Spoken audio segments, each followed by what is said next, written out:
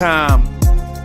It's about that time of the week where you get ready for your work week with a man that is so smooth he does not require a chaser.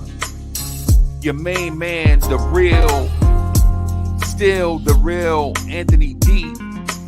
And your main man, Jersey's finest, the hood representative, Uncle Freezie. Flyest intro in the game. What's good? It's your main man, the number one chief rocker in Knicks Universe, your main man, Uncle Freezie, old school Knicks. I'm joined by the man that is so smooth, he does not require a chaser. Still, the real Anthony D is in the building. Ladies and gentlemen, put your hands together for Anthony D.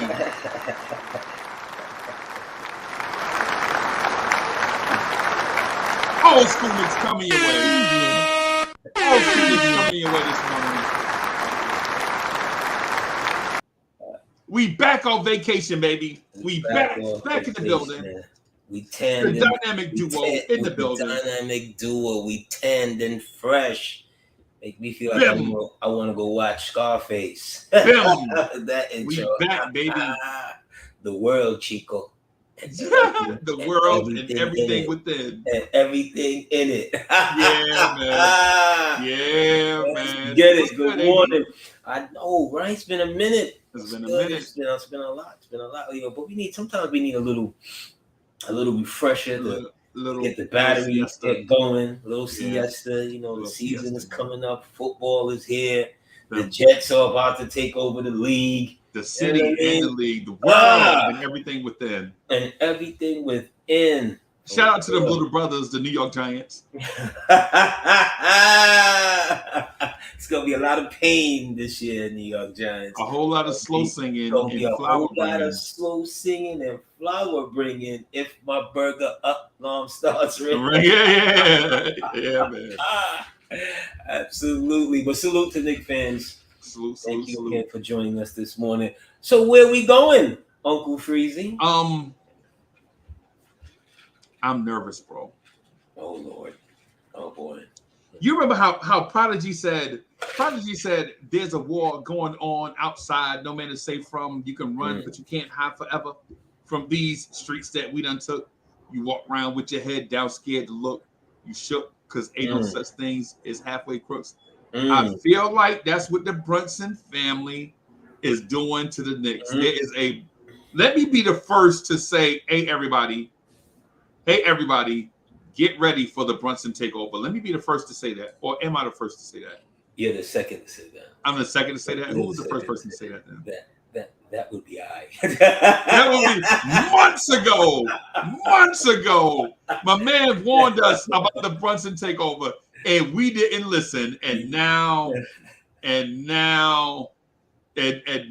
we are here in a spot where the Brunson takeover is about to happen. AD, you mind if we have just a little company this morning?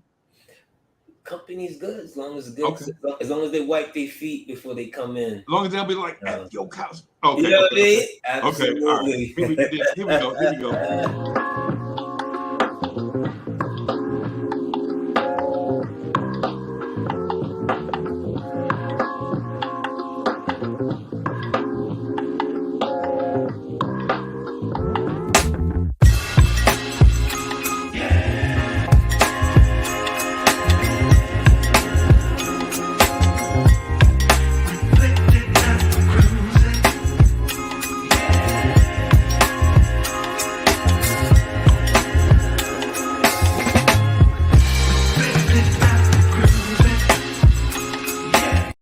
Running deep down the boulevard, I'm scarred. Who we got here? Them balls to the stars. Them. Wait a minute. You can't just show up by yourself. You got to bring reinforcements, right? No. Don't do that, bro. I knew it. Y'all cannot come by yourself. They a tandem, bro. They a tandem, bro. They be showing up. Yo, they like fire ants at the picnic, bro. What's that? That's a Robbie Carpenter jersey, bro. I know, for real. Who's that? Bruno Barkley? Yeah. that Charles Barkley shirt? That's Savion Barkley tap dancing. That better be Savion Glover. Yeah. Oh no, he ain't say Savion Glover. Yo, salute AD. What up, dude? Salute, bully. Salute, how you doing, man? So just before y'all arrived, I just mentioned too, and listen, I just threw, and so for those that don't know, old school Knicks is a backcourt like Derek Fisher and Kobe, right? I'm Derek Fisher and my man is Kobe. It's a backcourt like John Paxson and Michael Jordan, right? So what I do is I set it up for that man to go ballistic, right? And the cool thing is, that man is great at going ballistic. Yeah. You know what I'm saying? That man's a 50-point scorer in these YouTube streams. You know what I'm saying? But here's the thing. Before y'all showed up, we were just about to tee off on a topic, the Brunson family takeover. That's what we were just about to get into. And I was just about to take credit for calling it, but then I remembered that Anthony D called this months ago. He pointed out exactly what was going to happen, how it was going to happen, and when it was going to happen. He pointed out, he saw it. It must be an East Flatbush thing. Shout out to East Flatbush, New York, right? Must be a Flatbush thing, right? But he saw it. Best style, homeboy. What up for the Flatbush, though? What up? And every people from Brooklyn always got to shout out, they from Brooklyn, bro. What is that? That's what it is. You say you call East Flatbush, I gotta say best style. Like I was just going to say shout out to Red Hook. Red Hook, salute Red Hook. Salute JC. Hey, shout out to them extra hot sweet coffees and Wi-Fi in Williamsburg, Brooklyn. Right? Shout out to them extra fire lattes in Williamsburg. So I'm not kidding you. But AD, listen, man, you called it, and I dodged around the thing because I really, honestly, men don't like to give men credit for anything, right? We always be like, he said. But let me just do this the honorable way, bro. You called it, and you called it before any of us saw it. You was absolutely right, bro. I want to give you your credit in real time before all the other YouTubers try to take credit for it, because they will. Biting is a thing nowadays, right? Anthony D called the Brunson takeover for real, and how I know AD was right. Brunson used his authority to get Brandon Ingram benched. Here we go. For Josh Hart on Team USA. And them lost. and then they ass lost. Right? On what planet is Josh Hart a better NBA player than Brandon Ingram? Right? AD, listen, man. You know how we don't like giving each other credit for stuff. I got to give you your credit. You giving me all the credit this morning. I'm gonna take it. It's the one thing you forgot to say in that soliloquy was what should happen. See that part too. Yeah, it should be a Brunson takeover and Team USA. Gosh, do I ever follow any of that? You know what I mean? It's like the cat the other day, Noah Lyles, saying the NBA championship is not a world championship. Who listens to that nonsense? That's crazy. Who follows Melo getting 9 Olympic gold medals? Only those who do in the summer. The real talk is, should the Brunsons be running the Knicks? Are you saying that, be careful what happens because of what happens here in the USA and him having whatever you felt about having Josh Hart being on the team, starting this, that, and the third, whatever? Okay, if you want to go there, But when it comes to this New York City basketball Knickerbockers who haven't won a championship in 50 years, you better hitch your wagon to that young man. Him, his father, his mother, his grandmother, his grandfather. I don't give a damn. A couple of foreign kids you done picked up on the side of the street. I don't care. It's the Brunsons, baby. And I'll let the guests take the floor. Yeah, man. Well, hey, what's good, Bully? I was just trying to say, I'm sorry, I was turning the mic off because I got some little background going on. No. Okay. I agree totally with AD, man. Yeah, why not? We by all measures, why not do what we need to do, man, to get this chip here into the city? So if there's a Brunson takeover, okay, I'm with it. I'll take him with a brown paper bag. Yeah, me and the other brown paper bag boys. Great Manischewitz, bro. That's how we rock. Great Manischewitz. Or what's the other thing? With ice. It's a cold duck. It's a ruby cold duck. Some ruby cold duck. Some cold duck. In a short glass, bro. Some ruby red cold duck in a short glass. Bro. Listen, when my Jamaican anyway. That was random. No, but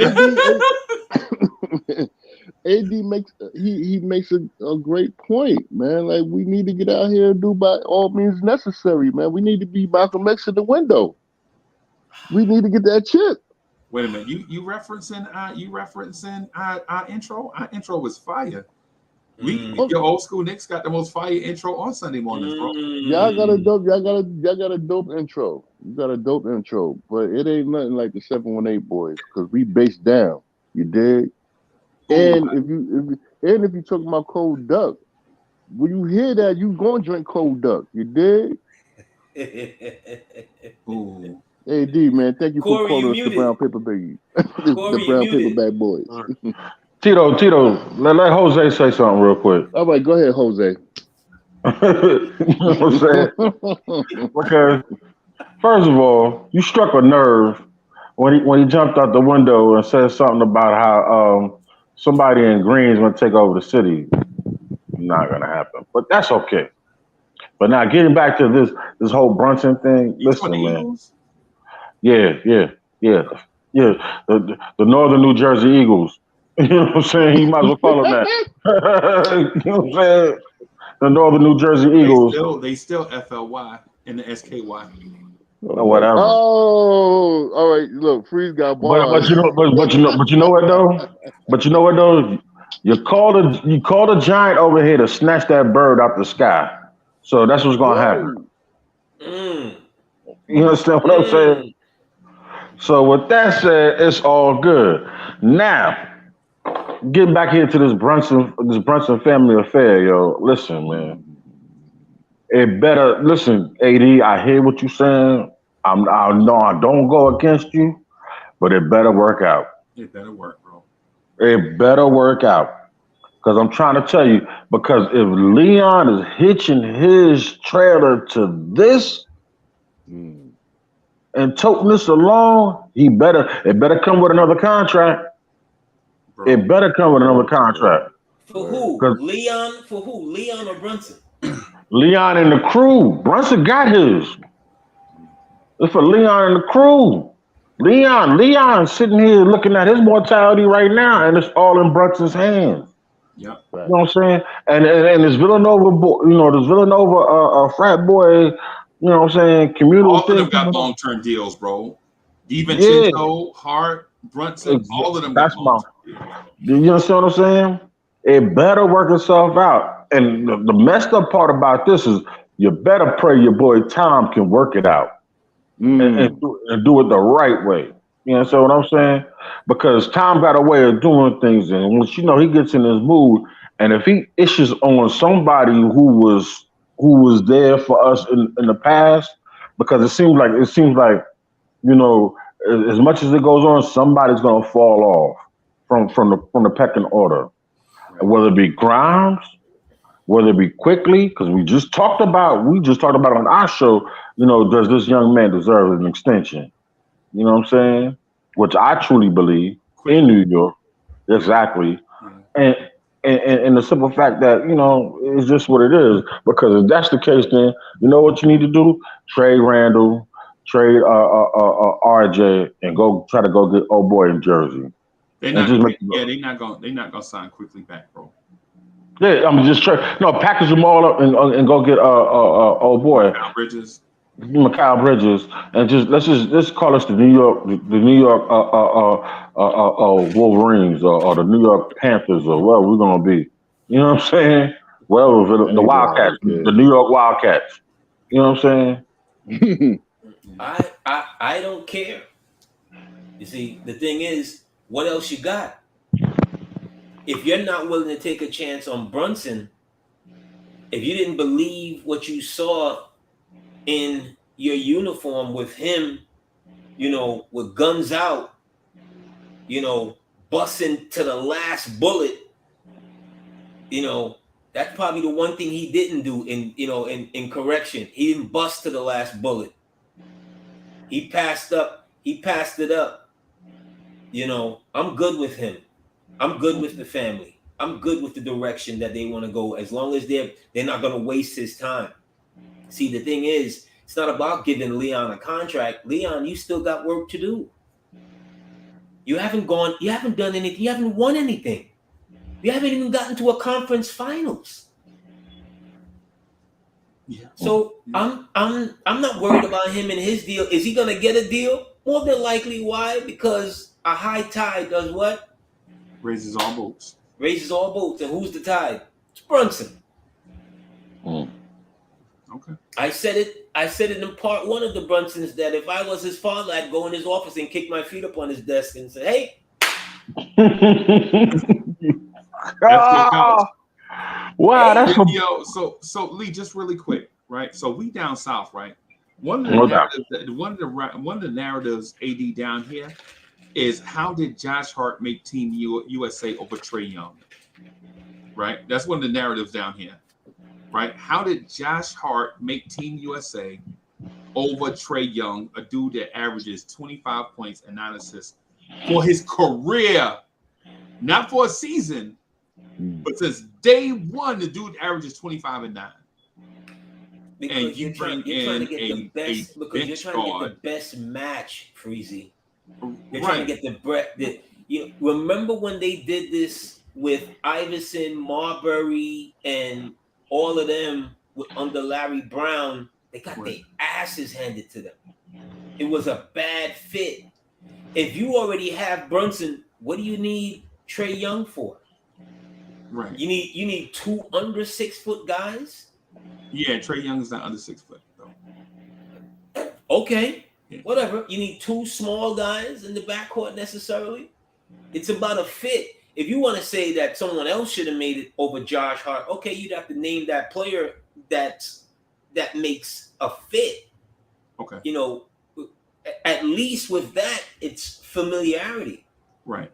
It's consistency with that connection right there. Right. Your better argument is him benching Ingram for Hart. Right. That's a better way to go. Right. It's all about that Larry Brown led Olympic team was disastrous. Right. Is it because of that team or was it because of Larry Brown? It was both. It was both. I think it's because of Larry Brown was watching. And it was probably more. It might have been more Larry because you're gonna do Larry Brown. You're gonna do it Larry's way. Mm-hmm. Right. I think Larry Brown is a terrible coach, bro. I know he won a championship. Bro, but we saw it with our own eyes in the city that Larry Brown is a sociopath. When they wheeled him out of the garden in the gurney. That's a fact. That's a fact. I'm gonna read the super chat, but I want to remind you about something too, though. So Paris Duggar, thank you for the generous contribution. Paris Duggar says, so Brandon Ingram, Trey Murphy, Herb Jones, Valanciunas, who they played against today, CJ McCollum, Dyson Daniels, Najee Marshall, Larry Nance Jr., Jose Alvarado stunk. Why? BI is garbage. That's what Paris Duggar says. right? But I just want to say this though. If y'all remember all of those super talented San Antonio Spurs teams in the late 80s, early 90s, y'all remember when Larry Brown left Kansas? Remember he won a national championship with Danny Manning? Yeah, anybody remember Danny Manning? Right, and then he took that Spurs Danny Manning, job. Clippers dude. Yeah, and y'all remember Larry Brown had the slickest point guard in the NBA, and he put the handcuffs on him, wouldn't allow him to be himself. It's a dude San Antonio traded and got from us named Rod Strickland. He had Rod Strickland handcuffed, running a 4th grade offense with him and David Robinson, bro. Right, and then once they fire Larry Brown, so they get, because if y'all remember against Portland, a dude named Sean Elliott was killing their wing players, and you know what they was doing? They was giving the ball. They were running plays for their shooting guard. Y'all remember who the shooting guard was? Vinny Del Negro. How Sean Elliott is out here killing Portland's wing defenders, and in case y'all don't remember, those dudes' names was like Jerome Kersey, Cliff Robinson, names like that. And Larry Brown like, nah, I know Sean Elliott cooking. For balance, I'm gonna put the ball in Vinny Del Negro hands. Yeah, Larry Brown. Y'all remember when we had Stephon Marbury and Steve Francis? And he was like, and he was like, yo, Stephon Marbury is not a real point guard. He's just a scorer. Yeah, he sat him down for a while. Take the ball. Larry Brown, bro. He forced the Knicks to make that trade for Steve Francis. That was crazy right there. A wash Steve Francis at that. Yeah, because of injury. He was still young, but injuries had. Yeah, but he was washed. Yeah. You know, his moment in the sun is when he hit that shot where we were like 7 games to go, and we finally was a game up to go to the playoffs, and it's the second time under the Isaiah region, which it looked like we were going to get to the playoffs. Right. And like 7 games to go, he hits that shot in Washington, jumps up on top of the media board, and is going bananas. Right. They then lose 7 straight games and don't make the playoffs. That's a fact, bro. They don't win another game after that. Yeah, bro. That's what I'm saying to you, AD. What I'm saying to you is I don't dispute what you or Lee was saying. What I'm saying to you is sometimes it's not the singer or the band. Sometimes it's the producer director. You feel me? That's all I'm saying. Right? You can have all the talent that you want. If you don't have the right guy calling the shots, it's just, yo, you remember what's my man, the Naked Gun, used to coach the Lakers? What's it? Del Harris. You remember Del Harris? All that talent. Yo, you got Eddie Jones, Vic Van Exel, Kobe Bryant, Byron Scott, all them guys, and they win in like 45 games. You're like, yo, Del Harris, you gotta get Del Harris. They won 60, I think, 1 year under Dell, if memory serves me correct. And they lost to the Utah Jazz with Kobe Bryant playing point guard, right? That's what Kobe shooting the air balls. Yeah. Why you got Kobe playing point guard, bro? In the clutch. You know what he was doing. Why you got an 18-year-old that you got Shaq, who is prime Shaq, and you can't get prime Shaq the ball. Right. You know, they should have fired him immediately. They should have fired him at halftime. Yeah. It's one of those moments where you do a Ted Turner and you come down and you coach the team your fucking self. Yes. Like, yo, I can do that shit. Whatever that was, I can take 2 tequila shots and do that. I could not give Shaq the ball. Right. Right. This is the biggest dude on the court by far, and you're missing him, and you're going away from them. And you got who was a power forward? Eldon Campbell. You got Eldon Campbell shooting 20 instead of giving the ball to Shaq. What are you doing? No. I'm sorry, not Eldon Campbell. Corey Blunt. You got Corey Blunt out here shooting 21 footers. Shout out to Cincinnati. Right, instead of giving Shaq the ball. So that's all I'm saying about Larry Brown, man. And maybe I'm a bitter Knicks fan. Maybe I'm a bitter Knicks fan because of what Larry Brown did to us. You are. You know what I'm saying? But I don't respect Larry We Brown. should have never hired. We should have never hired him. We should have never hired homeboy from the rip. Man. Why not? No. It was the New York vibe. He was the hottest coach around. He just won a chip. You know what I'm saying? All right. So then, hold on a second. Stop. And every thirsty Knick wanted him. And every thirsty. I was. I'm not saying. Come on, man. You cannot say them Knicks fans back then. I'm just gonna tell you the truth, Duke. I ain't want homeboy. Nah, I didn't say I wanted him. I wanted George Karl at the time. I wanted George Karl, bro. I wanted George Karl, man. Two we peas in the same got pot. homeboy. What was the other dude name that came over from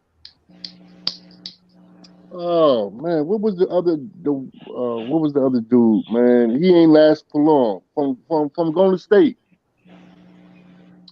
Don Nelson. Don Nelson, thank you. Man, I ain't want that cat either.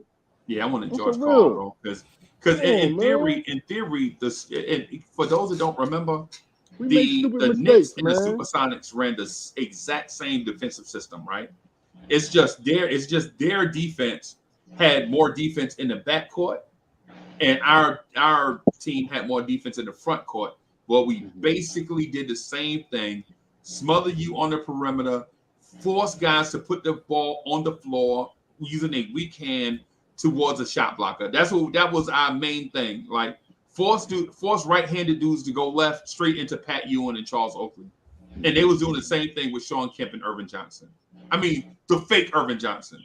Not the real Irvin Johnson. I'm talking about. They had a good team, but the 6'11" Irvin Johnson. I was never a George Karl fan. Okay. I was never a George Karl fan. I never thought. I liked when they hired Nelson. I can't lie to you, because if you remember when they fired Nelson that Monday morning, Nelson is 11 games over 500. Yeah. It's not like he was. It's not like he was terrible. He just wanted. He made one mistake. Mm-hmm. He went to kill Pat, and Pat got wind of it. And Pat came on that Sunday at halftime, and Pat said, "I miss Pat Riley." Yeah. They fired Nelson. You know what? You're right. You're right. I remember now. Yeah, fired Nelson that next morning. I do remember. Nelson wanted them to trade for Shaq. Yep. For Shaq. Yep. And would have. And it made it, it's not that we're ungrateful to Pat, but this is business. This is absolute business. And we're in the business of winning a championship. Shaq was 24. Yes. Pat was 35. 35. Yep. 35. Yep. And then you had to give him a new contract, which he then got, and he was only good for maybe a year and a half.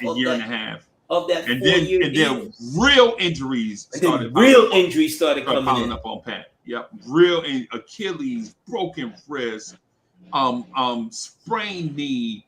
He playing through it. The one thing Pat did that he shouldn't have is those injuries. He should have sat his behind down. He couldn't. His pride wouldn't let him. But and the thing too is he understood his mortality, because if he sit down at 35 and then miss a year and try to come back at age 36, ain't no getting up. He can't get up. Ain't no get up. Hey, he sat him down. He ain't getting back up. You might as well just put that headstone on him right then and there. Right. But the Knicks should have known better in '90s. I'm not gonna redo the '96 thing, because me and AD do the 1996 thing every show. Don't do the '96. Bro, how do you not trade them 3 first-round picks for? Bro, if you could have traded them 3 first-round picks for Kobe, or use them 3 first-round picks, and got Stojakovic and Steve Nash or Jermaine O'Neal, and they chose not to. They chose not to. They like John Wallace, Dante. It's the O'Neal thing. It's the O'Neal thing. What they did in '96 is kind of like how this management treated the last 2 drafts. Yep. History repeating itself. Yep. They had 3 first-round picks. Yep. and they couldn't move up one slot to get Jermaine O'Neal. That tells me you sleeping. Yep.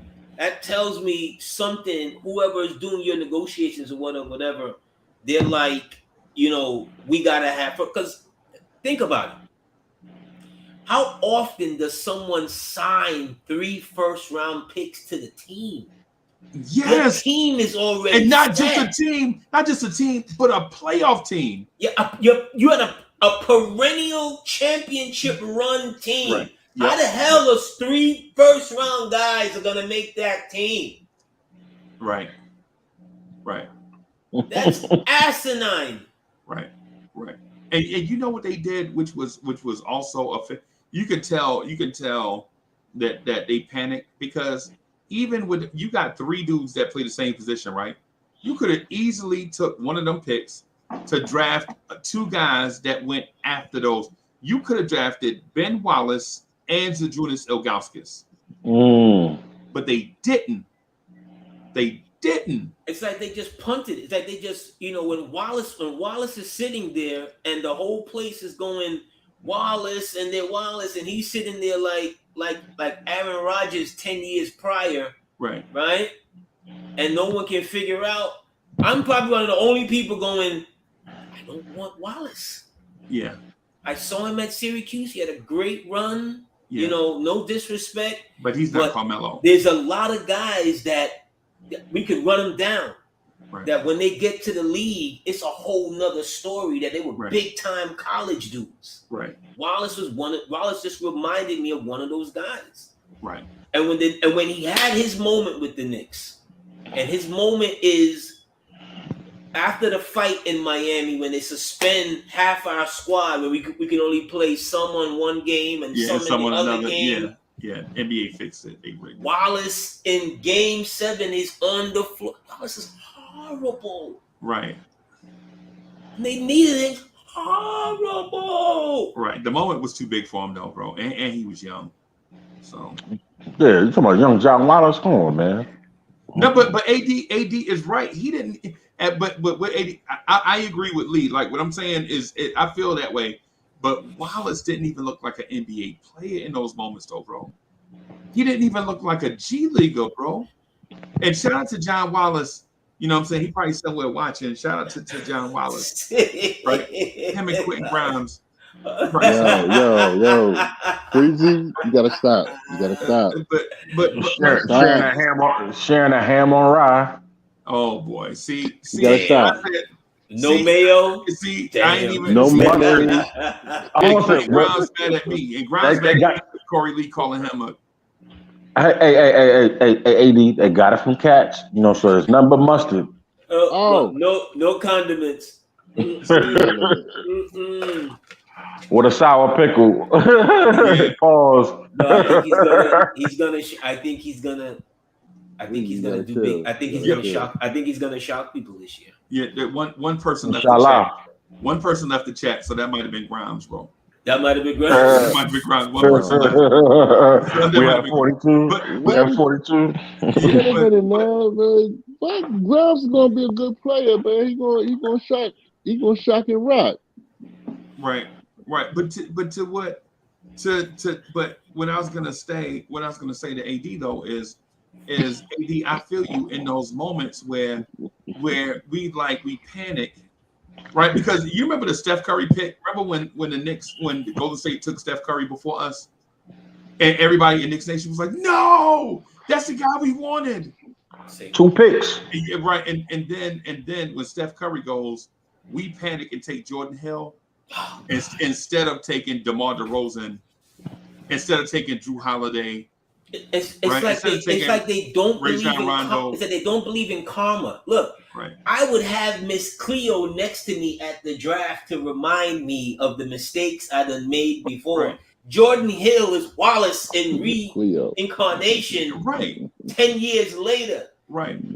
5 years in between that, there's Sweet Me. same 8, same 9, somewhere you're taking the same guys. You remember John Thomas? Later. Don't forget about John the light skin. Thomas, like, don't forget about the light skinned bully John Thomas. I know that was Boulevard bully.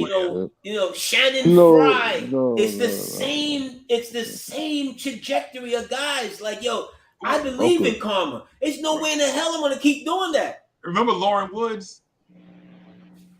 Remember the center that was shooting threes, Lauren Woods? Yes. They said he was Camby with the 3-pointer. Remember that? Yeah, Camby with the three-pointer, bro. Yep. No, did he play for Arizona, didn't he? Yeah. Yeah, that's what I thought. Yeah.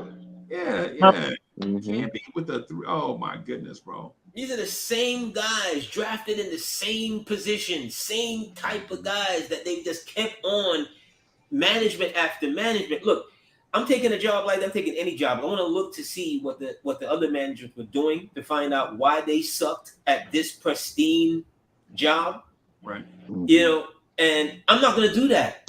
I'm not going to do that same nonsense. Right. Over and over again. Over and over again. You can only build a team 2 ways. AD, I'm going to just say this real quick. You know, that was when the crack era was at its heights. and ain't no telling, you know. You wrong for that. You wrong for that, bro. I'm talking about base. Exactly. Pure base. Pure Colombian flake coming straight through New York. straight from the boogie down. You trying to get us flagged, bro? You talking about drugs and stuff on I just noticed something out.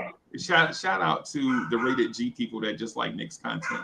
Oh my God, I can't for real.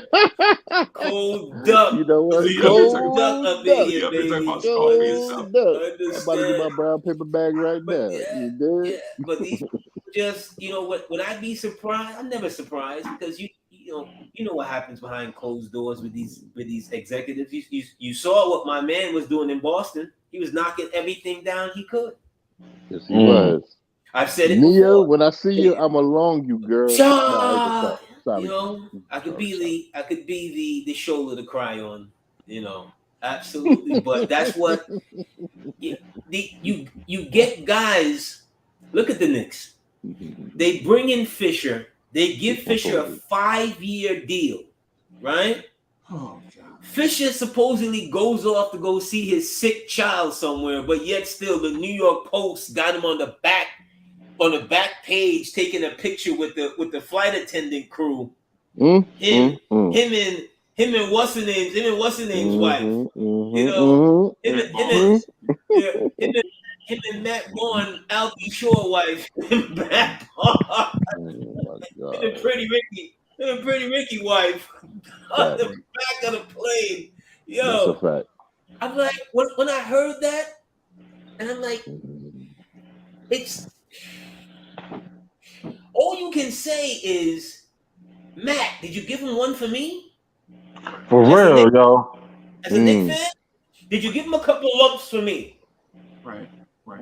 Because you're supposed to be coaching the team. They give you $25 million. You've never coached a game in your life. And you're leaving the team to go play your Harlequin novel shit. Right. And the thing about that too is as soon as Steve Kerr left the interview and said, I need a week to think about it, I knew we were in trouble. Remember Steve Kerr and Phil Jackson was homeboys, right? Yeah. As soon as Steve Kerr was like, yeah, I'm just going to take the Golden State interview just to see what they talk about. I didn't know. And I was like, you know what? The Knicks are a mess. Right? The Knicks are a mess because if you offer all that money to Steve Kerr, who was a failed executive in Phoenix, y'all remember that? Steve Kerr was a failed front office guy in Phoenix. Yep. And Steve Kerr was like, yeah, I need some time to think about this thing. They kept overlooking the dude who was meant to coach the team. Yeah. You know, they kept overlooking Mark Jackson to go out for guys. Yep. To go out for guys who had no ties to this area. Guys who were who just didn't understand what it would be to coach this type of landscape. You know, we can say what we want about Tom Thibodeau. Tom knows the landscape. Yeah. Tom is from the root. Right. Mm-hmm. See what I'm saying? They could get in guys Hornacek and Sure. pouring Rambis, just Rambis. Rambis. Who's Rambis, man? Come on now. Rambis had the worst coaching stretch in NBA I history. mean, that was disgusting. It was For disgusting. 2 teams. Yeah, he had the worst coaching stretch of all time when he was with Minnesota, right? And then you're gonna bring that guy into this organization? Yeah, terrible. Right? I mean, I don't get it. I don't know why the Knicks go to Minnesota and get a perennial loser and bring him here. But don't we got somebody from Minnesota now? Great Lakes. Don't we got somebody from Minnesota now from executive producer? Shots fired. Yeah, okay. Don't we got somebody from Minnesota right now? Shots fired. Okay. Bully be fighting for shots, bro. I'll be quiet sometimes, man. I just trying to analyze and just be quiet and whatnot. But we got somebody from Minnesota that's here as an executive manager or something like that. We got 2 people from Minnesota. Don't forget Gerson Rosas. Oh yeah, him too. See, that's the one. That's the one he was talking about. Gerson Rosas. What's wrong with Minnesota? Prince is from Minnesota. Damn it. Yeah, I love Prince. As a matter of fact, last week, Prince and Michael Jackson concert in Fort Greene Park. Yeah, we're not talking about Purple Rain, AD. Hey! We're not talking. Be careful. We ain't talking about we ain't shouting out about no Little Red. We ain't shouting on the Little Red Corvettes. We talking about the Knickerbockers, bro. and you know what? You know what, Lee? You ain't like Nikki? Yeah, you know what, boss? Stop playing. You know what? And this is what it sounds like when Dove cry.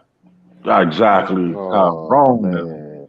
Go ahead, play the baby. Play the baby. Freezie. Go ahead, play the baby. Oh, speaking of, let me run this real quick before I forget. Because y'all inspired me this morning when y'all were talking about men getting health checks and all that stuff, man. Shout out to all the men around the world. Make sure y'all do y'all thing, man. Get checked. Please. We want to be talking with you and not about you. Check this out, y'all. September is Life Insurance Awareness Month. Life insurance is not just about thinking about mortality or invasive doctor's appointments or filling out a bunch of forms. Life insurance is about leaving a legacy for your loved ones. Life insurance can be used for final expenses, for income protection, for critical illness, for mortgage protection. If you are interested in talking about life insurance, you can get in contact with me using the information that I have provided below. Look forward to talking with you. Yeah, man. New York, I got you. New York, we here, baby. New York, we got you. But AD, check this out, bro. So the Brunson thing, I think we got away from it just a little bit, right? My thing is this. If you support the Brunson movement, right? Say you support the Brunson takeover. What have the Brunson shown you historically, right? What have the Brunson shown you where they have a championship pedigree and we should trust it? That's a great question. That's not the question. No, that's my question for you. I know, but that shouldn't be the question because it's unfair. It's a father. The legacy's father and son, and the father was the guy that jumped in the picture when Allen Houston hits the shot. You know, the son has only been, when you ask the son to take over in Dallas, he took over in Dallas with ease. What did Dallas win? Before Dallas, when you ask the son is two-time college champion. Right. That's college. Okay. The son wins a high school championship. That's high school. Okay? He's done nothing but win. Where? Khaled. Okay, he's done nothing but win. It's not his fault that Dallas didn't believe in him until the very last minute. But that's not what I'm asking you. That's not what that's not what I'm asking you. I'm not asking you if he won in high school or college. Unfair.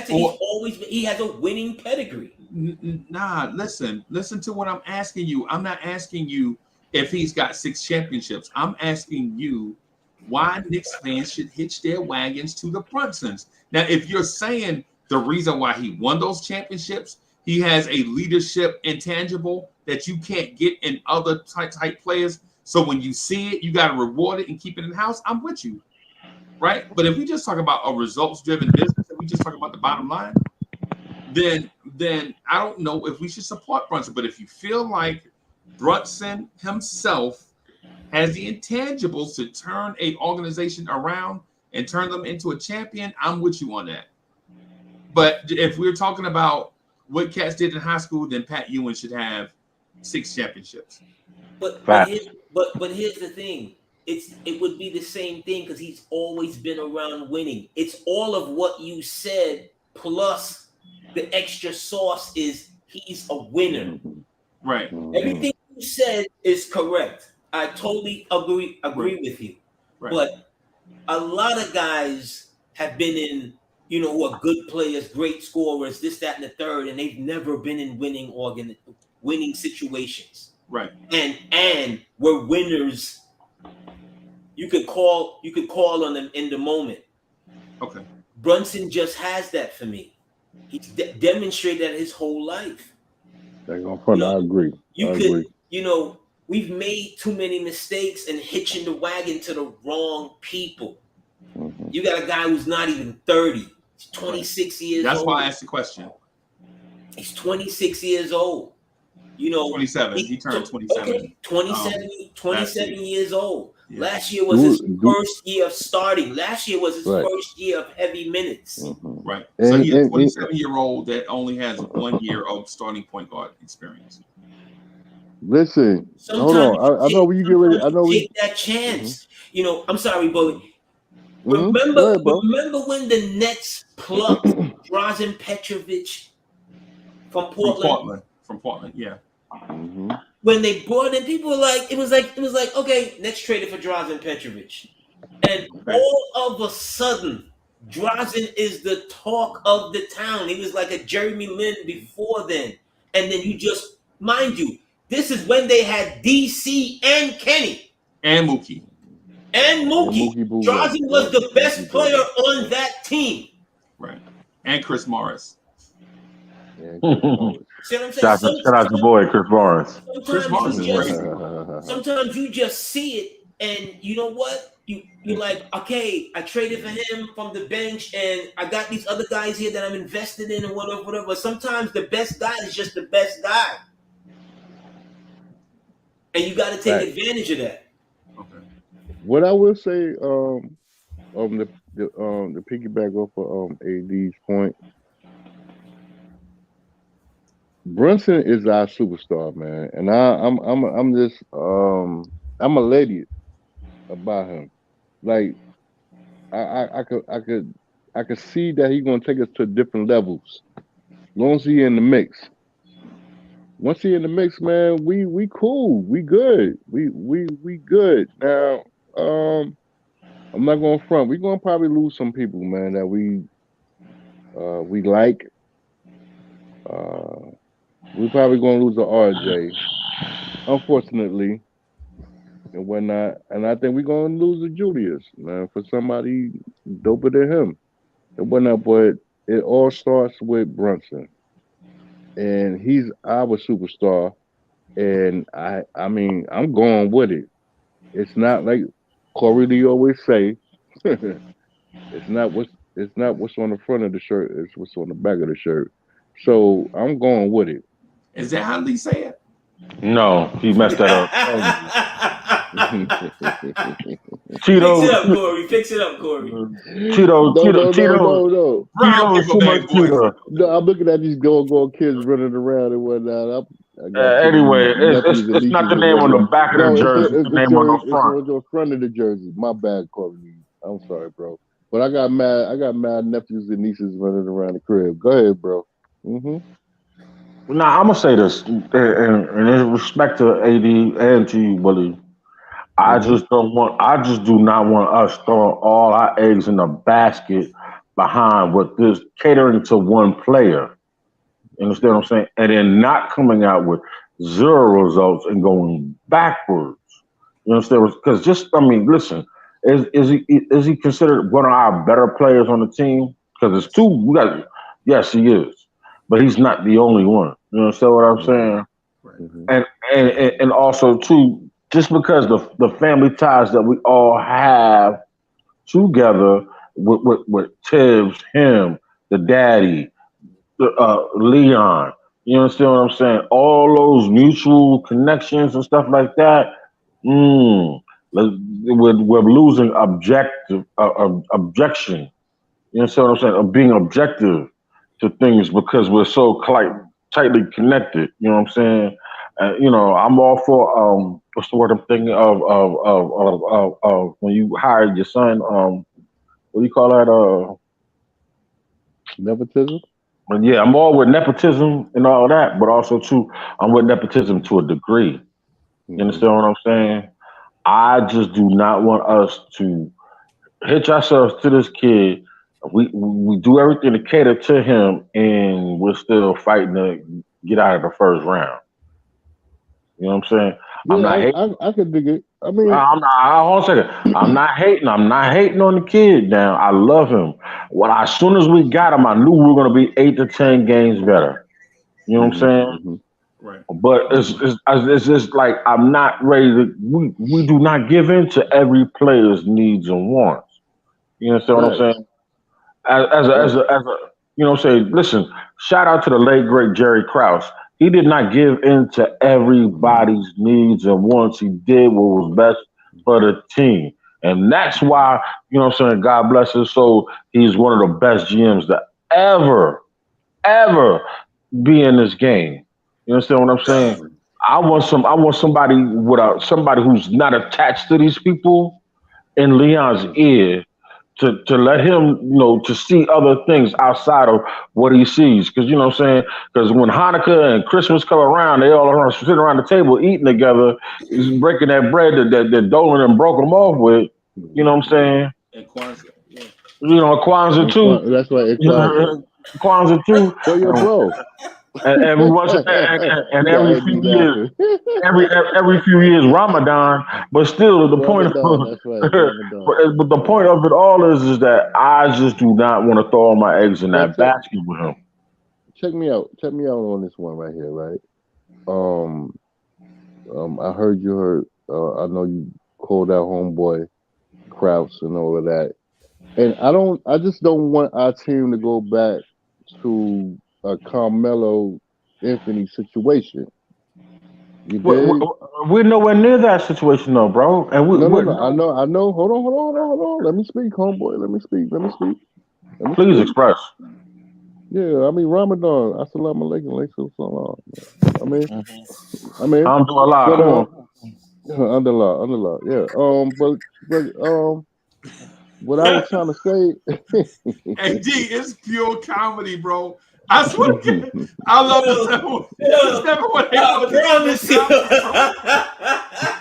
Yo, we love it, bro. It's like the entertaining shit. Wrong. Ramadan. That's what making. Yo, that shit was so random, bro. Bean pies while you at it.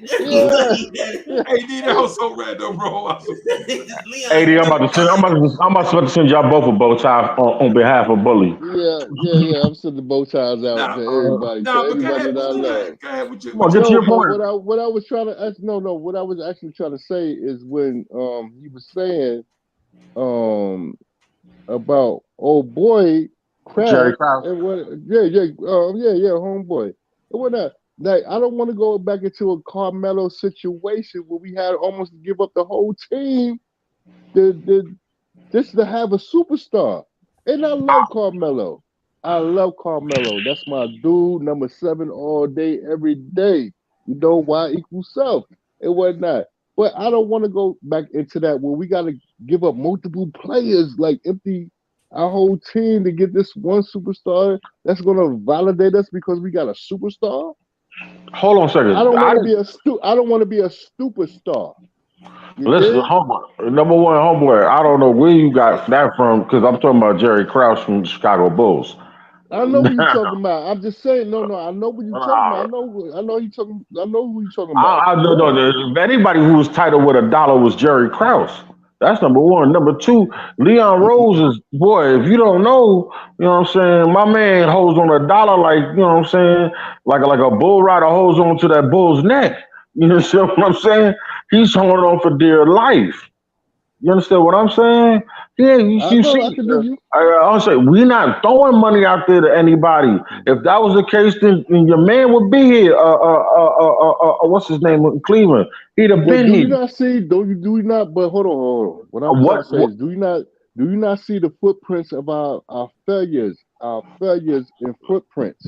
What footprints? When they did this. We didn't do this. Hold on. Got this person. Hold on. I ain't even finished yet. Damn, dude. That motherfucker said, "Our failures and footprints." Yo, that has to be our new tagline. Our failures and footprints. It sounds like the Osley Brothers. Go ahead, bully. Yeah. You know I love you, CL, man. Come on now. You know all right. So bully, all he's saying, all he is saying is get to your point, bro. That's what he's saying. Yeah, I'm trying. I want to get to my point so I can get off and let everybody rock and whatnot. But do you not see our footprints in the sand? Like we did crazy stuff. We did crazy things that made us look crazy. It whatnot. We done went out and got Penny Hardaway. We done went out and got Tracy McGrady. We done went out and got Jalen Rose and whatnot. And I like Jalen Rose, man. Steve Francis. What was the other dude name? From Rasheed Wallace. I mean, come on, bro. We got to start thinking critical Lee thinking. About to get you up, bro. Hey, Lee, take it easy on him, bro, please. Critical thinking. We got to start thinking about critical thinking about how we spending this money to get these players because it's crazy. Mobley, yeah, we went and got Mobley, and he, who that? Wi-Fi. I mean, Bodega Wi-Fi. Yeah, salute. It was not. We done got these players. Bodegas, why you getting more ammo? But anyway, we got Hardaway Jr. 2 times. Is you serious? Can I speak now, bro? You made your point. You ain't gonna let me make my point anyway. But go ahead. I'll get to your point, man. I've been waiting a half hour. Oh, you wait for a half hour. Mm-hmm. But you've been doing all the doggone talking. Go ahead, bro. I ain't been doing all the talking. I made a point. My point. Listen. I'll be sitting back in the cut. All right, Joe Smeals, man. Come on, man. All right, I got you. I'm sorry. No. Because I feel like I'm being rude. So I apologize, my brother. Which one is Tito? Which one is Tito? The one over there crying. Yeah, Tito, Jackie, Marlon. Who else? He said the one over there crying. But he said the one.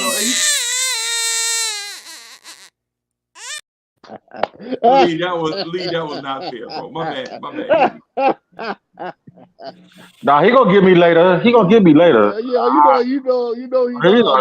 So Lee, you cut him off. Go ahead, Lee.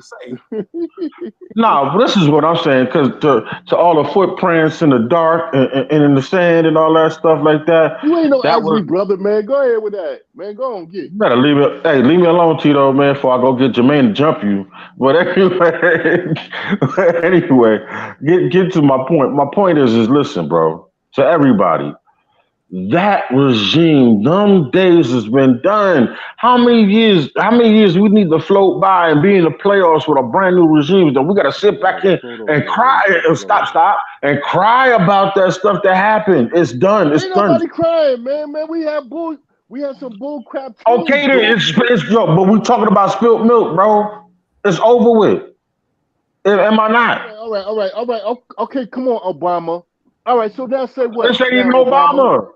This ain't even Obama, brother. This is just like a whole new regime, yo. And we sitting here, we thinking we judging them on what happened 15 years ago, and it ain't got nothing to do with that. You have to say, come on, man. No, you don't. You don't. No, you don't. No, you don't. You can't be like a little ex-boyfriend or ex-girlfriend. What Bully's saying is not that this is happening in this moment, and he knows that happened 20 years ago. What he's saying is beware of history repeating itself. That's all. That's it. Bully said just beware that history may repeat itself. That's all. That's his. You know when you buy a new car off the parking lot, he used examples of it. I get, brother, man. It's some of the same thing that Anthony D. And I say now that's why Anthony D. is saying that why not hitch your wagons to the Brunsons so we could just try something different, right? Mm-hmm. Why not? I agree. You can't be scared.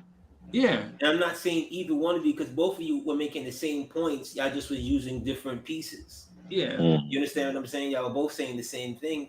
You know, the overall thing is, you know, who you gonna hit your wagon to? Why not the Brunsons? Why not? Why not build the pieces? Yeah, why not? I'm not saying, you know, if he wants to be Bobby Brown all of a sudden and wants to come there and stick his hand in the cake and eat the cake, then Adam eat the cake. Adam eat the cake. Eat the cake. I'm done with y'all. You know what I'm saying? Eat the cake. Does he strike me as that type of dude or whatever? No, but you know what I'm saying? Come with power and stuff like that. You become the better they get, the better they rise. He'll rise as well. So we'll see. You know how he handles that. But you know, I'm taking the swing. I'm taking the chance with him. Right now. Listen. All right, I'm sorry, AD. I'm sorry, Core, and I'm sorry, Uncle Freezie. I'll be sorry. Stop apologizing, bro. That's not the Brooklyn way. All right, but that's me, man. I was raised differently. But anyway, what I'm just trying to say, I show respect to everybody. Yeah, thank you. But what I'm trying to say is, sometimes you have to take a different approach to things and stuff like that. We want to build up the people that is on our squad. Yeah, I want to build them up. But if dudes ain't doing right, skedaddle them. They gotta go. Okay. I love you. Right. Okay. Flowers in the air all day, every day. I'm tired of that crap, man. You know what I mean? You know what I'm saying? Like, yo, hold on. I'm about to get on camera real quick. So shout out to my man Jay Boogie. Jay Boogie says, good afternoon to the chat. Blessings, health, and happiness on this first Sunday of the month. I see the 4 horsemen rocking. Salute. Shout out to Jay Boogie. Salute. But shout out to Jay Boogie and everybody else that's from Brooklyn, New York. Shout out to the planet Jay Bug, man. The planet of Brooklyn. The planet of Brooklyn Core. But anyway, I love my man Core. It wasn't up, but I know we bump heads every now and again about the team and stuff like that. I can't be I don't want to say that word, but I don't want to be tiptoeing around stuff like that. You dig? I don't want to walk on eggshells when it comes down to this team. If they not doing correctly, if they're not doing right, they gotta go. They gotta go, bro. Bully, I think you might be off base right there, bro, because this team was in the second round of the playoffs. Thank you. No. Now, hear me out. Okay. Jalen Brunson was a part of the core. They got this team to the second round of the playoffs, and it's too early to judge them on what the end result is going to be. I was not. What we need to do before we start getting parachutes ready for exit strategy. We might need to just hitch our wagons to the Brunsons and see how far it takes us. Right? I'm all for that. I understand, but listen. Let me finish. I'm sorry, bro. No, go ahead, Bully. No. Go ahead, bro. Go, bro. No, I'm good. No, the only thing that I wanted to say in short terms, real quick, is that what you made is a good point. What Corey made was a good point. It was not. and even AD and stuff made it. Matter of fact, AD made the best point. If you're not doing something for the team, and if there's an opportunity to get somebody better to get down and get, what I'm saying, get busy, why not? Why not? Why not? Why not? And stuff. I don't want to hear about RJ in his 4th and 5th year no more. I'm done with that. And you know how I feel about your other boy, the diva, and whatnot. I'm working around warming up to him and warming up to RJ. But if you can't do nothing for what I got to do with the Brunsons though? Well, you cut me and Lee No. I was about to talk come there. about I was RJ? about to come there. I was definitely about to come there. I was definitely about to come to the Brunsons. Now we see that we see that a person in Jalen Brunson is a bona fide superstar of New York. I don't care what they say about them, internationally wise or nationally wise. If he's a superstar for New York, we gonna carry that boy back and we gonna help him out. You know what I mean? Because he is definitely a bona fide superstar. He is. And I mean, yeah, all right. So we seen him 4 points, 4 assists, whatever, for the USA team, and I'm surprised they didn't lose. But I don't want to talk about that and whatnot. I want to talk about him and how he handles the Knicks. He's gonna be the floor general for us to get where we need to be. And if everybody don't fall around him, I mean not fall around him, if everybody don't coincide with him as a collective and take it to the next level, the Knicks got we got a great squad. We have a great squad, and we need to just have camaraderie, and we're gonna be all right. Mm-hmm. Corey, I'm sorry, bro. So let me just do this really quickly. I wanted to thank what I'm saying, Lee and Bully for rocking with us, man. I got a couple topics I want to chop it up with AD with. Okay, we got. Thank y'all for coming through and hanging out with us. Paris, anytime, man. Anytime. Paris says it's so hard to fear tomorrow because of yesterday. Bam! Right. I got you. Bam, bam, bam. All right, Bully, we gonna holler. I got this thing. I want to put AD, peace. Put AD on the hot seat, bro. Salute. All right, boss. 718 boys. Strong. 718 boys in the building. Coming through. Money in the waters. brown paper. Brown paper bag. Assalamu alaikum. Yeah, Freezie 15X. Assalamu alaikum. My man Bully, that man. Shout out to my man Bully. That was so random. So AD, I ain't gonna lie to you, bro. The Brunson thing, right? I'm not saying that I disagree with you, right? So, and when I said it, I didn't get a chance to speak or elaborate in depth, just to ask the right questions. You know what I'm saying? My thing is this with the Brunsons, right? If that's the direction that we going, right? And it's clear that the Brunsons are here to stay, right? They here to stay. They here to stay, man. There's nothing we can do about that. And then, in my opinion, there's nothing we should do about that, because when your best player says, "Hey, listen, in order for us to get to this next level, I'd like to have a certain type player around me." Shouldn't Knicks fans embrace that? Because in years past, when a star player said that, we didn't put his type players around him, and he failed to win a chip, and then we get frustrated with that player. Right. You see, all of what you said, Freezie, absolutely. Right. To all of those questions, absolutely. You have to, like I said, he doesn't strike me as, an obnoxious kind of person or whatever, but you would have to listen to some of his ideas. Right. you know, and how he sees, you know, team building and so forth. Because if he's your star, let's say it's not Brunson, you know, let's go back to Melo. It's the same thing. Right. You're not listening to what your star player needs, and you're wasting his prime years. Right. You know, if your star player, let's look at Joel Embiid. And I know I've battered Joel Embiid on here. But let's look let's look at him from this standpoint. He washes his hands of all the situations that's been around him in Philly. Right. You know, do you want Harden or don't you? Right. Do you want Maxey or don't you? Did you really want Jimmy Butler or don't you? Right. When your star player is just like, well, whatever the management is going to do, you might as well say, Assalamu alaikum. Right. Right. Right.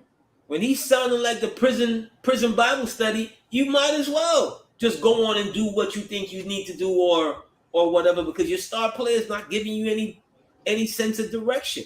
Is that what you want? No. Right. You want a guy and a group of guys that's moving in a winning direction. Right.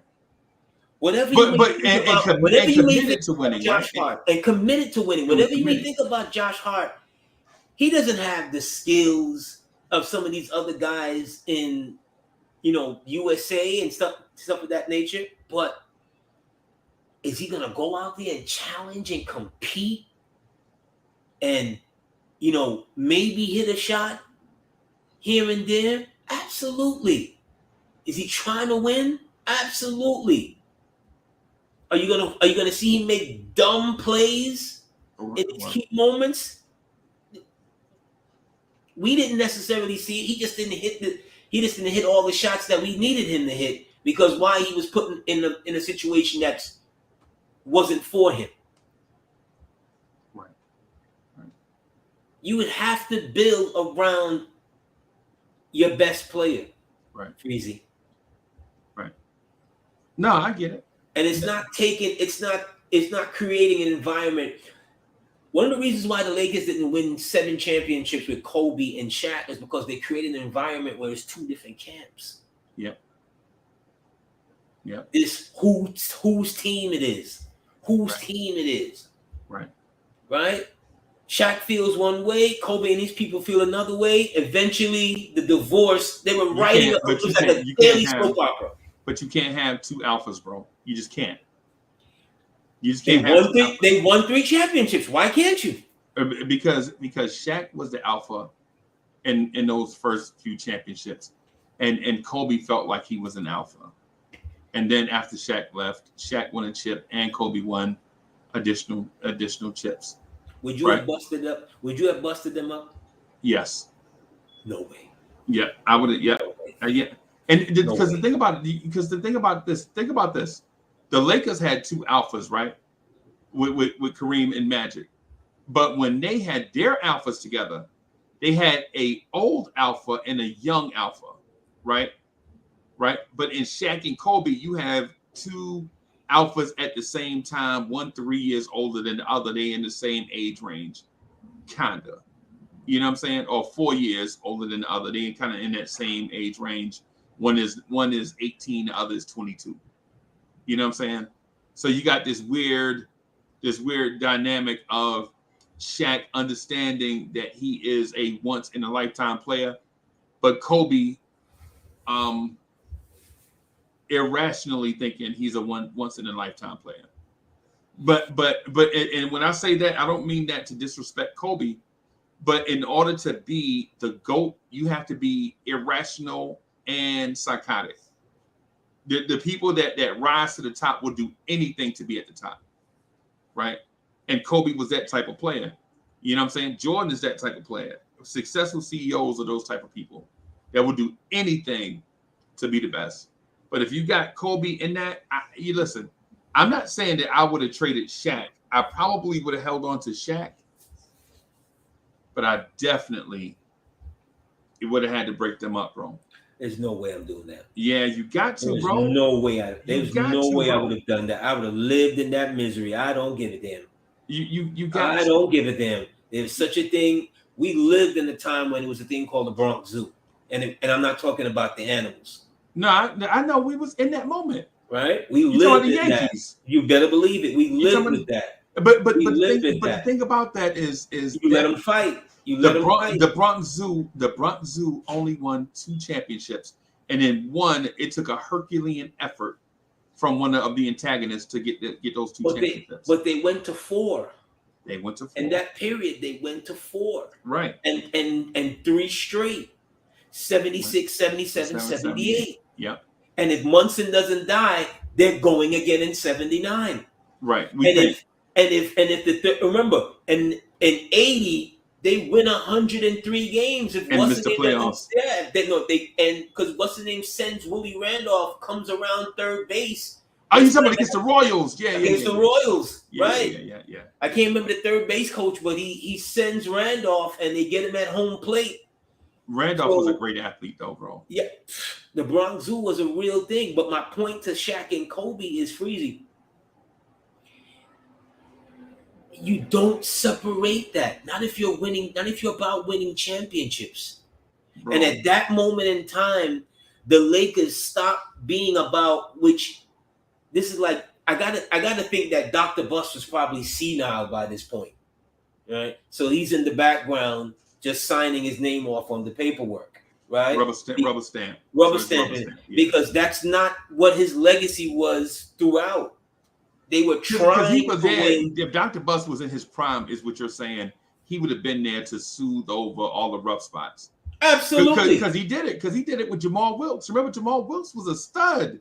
They get Magic, and people forget about Wilkes, bro. Absolutely. They get Worthy and Magic, and people forget about Keith Wilkes. All they knew for as far as since I was a kid, all they've known is big names. Right. If they can't manage big names and big attitudes, then who? Then who can? Right. But the thing we got to take into account. If Dr. Buss is not there to smooth things over, and Jim Buss, the dude that should have been the heir apparent, is not all there with. He had personal issues. I ain't gonna get into his stuff, right? But if that's the case, bro, right? If you don't have the guy to balance the scales, then you got to find a way to, you know what I'm saying, balance the scales. Remember when they traded him? The Lakers then start going like a plane without a pilot. Right. And Kobe was thinking about jumping ship. Yeah. And so he was thinking about jumping ship, right? AD. So how are you going to tell me I'm wrong when after they traded Shaq, Kobe was still talking about trying to jump ship? It's because look at Kobe at that point. Kobe is now entering his zenith. Right. As far as his physical prime.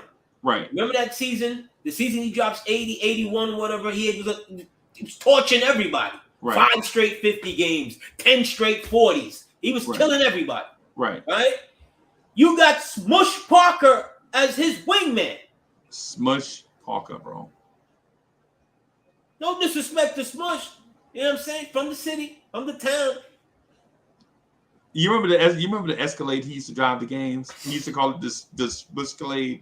Remember he used to call it the Smushcalade? It had Smush. It had the little things on the bottom. I'm talking about Smush. Kobe's looking at you like, really? Who's the other the cat from Italy he punches in the face or he punches during practice?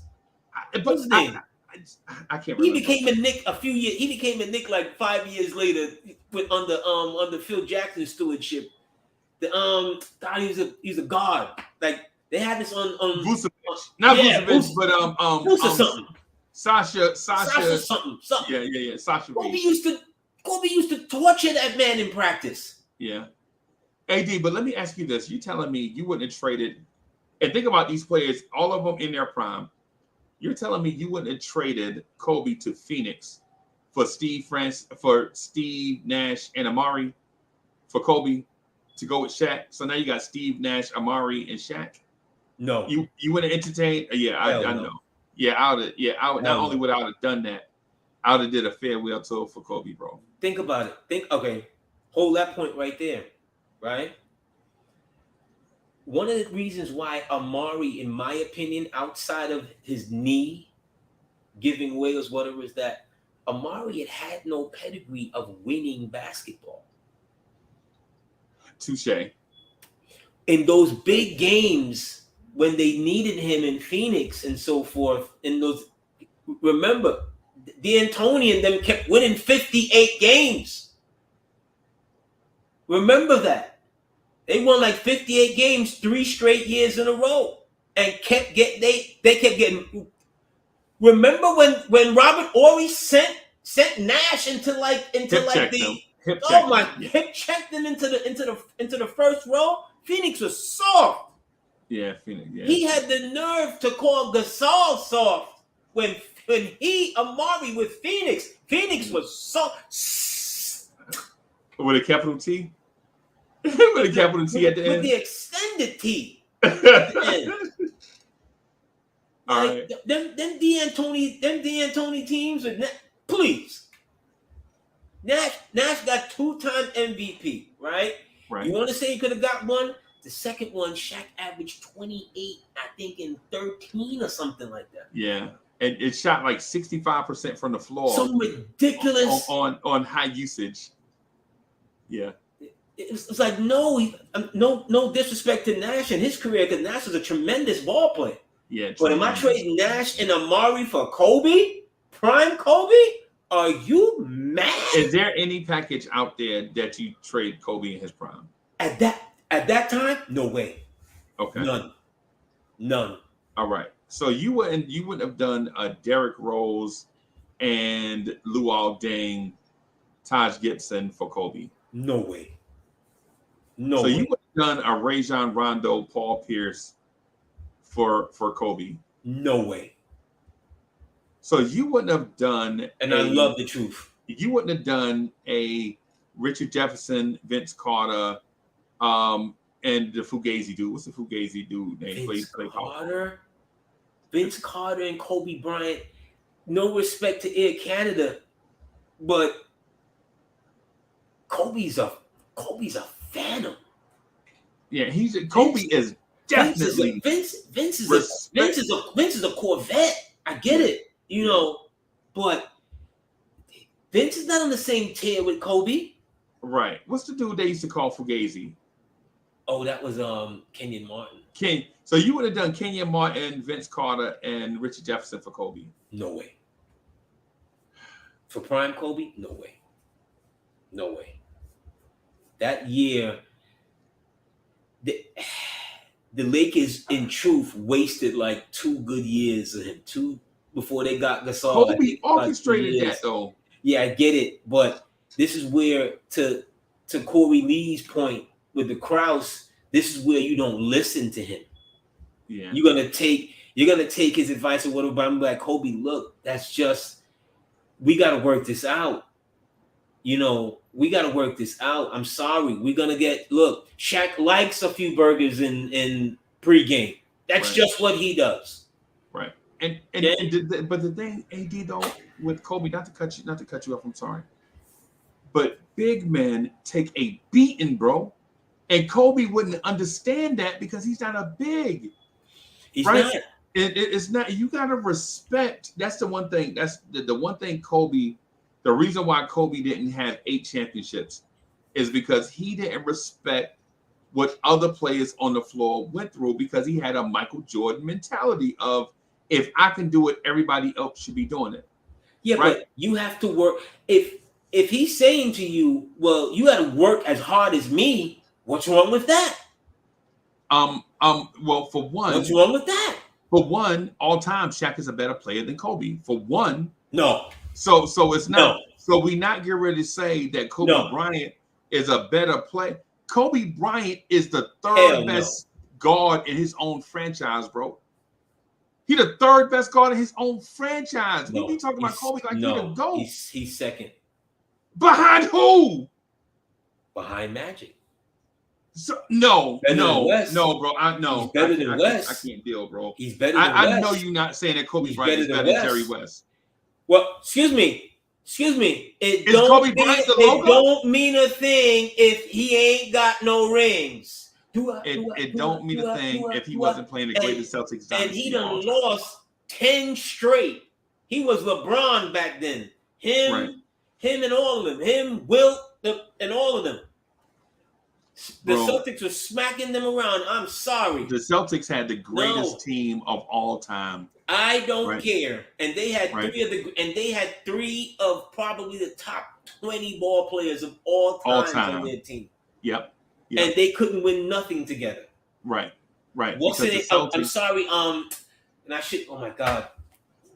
The forward. Oh my God. That's in that trio.